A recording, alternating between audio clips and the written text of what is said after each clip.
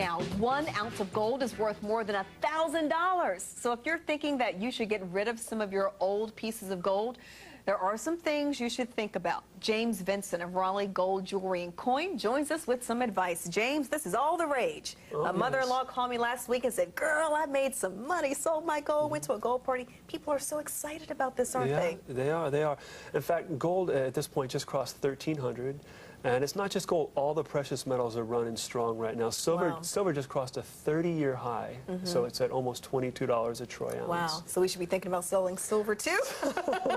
Well, you'll know when it's time to recycle, but if you are interested in doing that, you know, again, we'd be a good company to work with. Okay, let's talk about selling gold. How do you find a reputable dealer? Well, unfortunately, you can't call a business to say, you know, hey, are you folks reputable? Because I think 9 out of 10 people you speak to will say, why, yes, we are. Of course. Do your research. Most of the people who come to our new location in Briar Creek are very studious. They go online. They look for things like professional accolades. They look for customer reviews. They look for licensure, length of time in business. And word of mouth is also very strong. So it's always good to ask a friend if they had a good experience with a company. Most likely they'll recommend you to that company. What about these gold parties? I mean, everybody seems to be doing them. Is that a reputable way to sell your gold? Well, I can't categorize all gold parties into one generalization and say they're all good or they're all bad.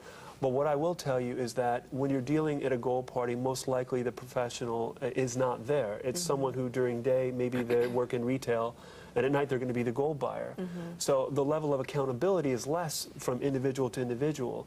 Whereas if you're dealing with a reputable company that has, you know, a licensure and that has a reputation and that will be buying and selling gold this time next year, again, the criteria becomes a little higher. You talk about licensure. What is that license called? Which would be well, technically it's a permit. It's not really a license. Precious metals purchasing permit.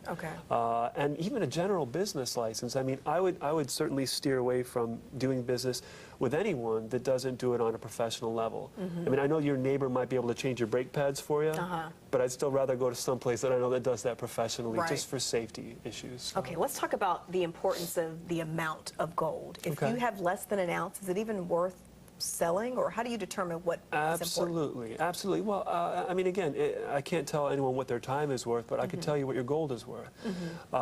If you have less than an ounce, let's say you had 20 grams of 14-karat gold, and your average chain might weigh, you know, 30 grams. So you're looking at somewhere between maybe $10, $15, $16 per gram. All of a sudden you're talking about several $100s.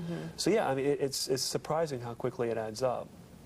And are we looking at all kinds of gold, anything from necklaces to rings to just whatever? Gold, pretty much in any form, is at the end of the day, is gold. So yeah, people bring in precious metals to us, not necessarily just gold, but silver, platinum, even in some industrial forms. So we'll buy pretty much in any form, but we do specialize in estate jewelry.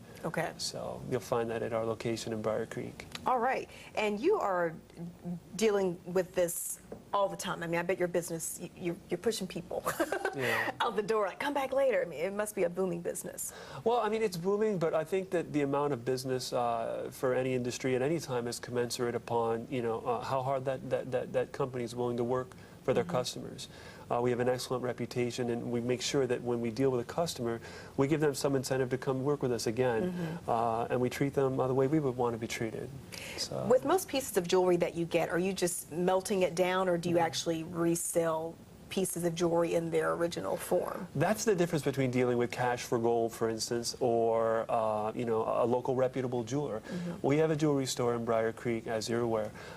We buy and sell jewelry. So if someone came in and sold a bracelet to us, we have the potential to resell that bracelet as a piece of estate jewelry.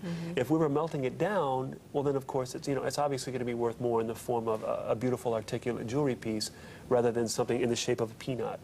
So we like to resell as much of our inventory as possible. James, thank you so much. Thank you so much for having me. It was a pleasure being here. Learn more about selling gold on our website, My Carolina Today.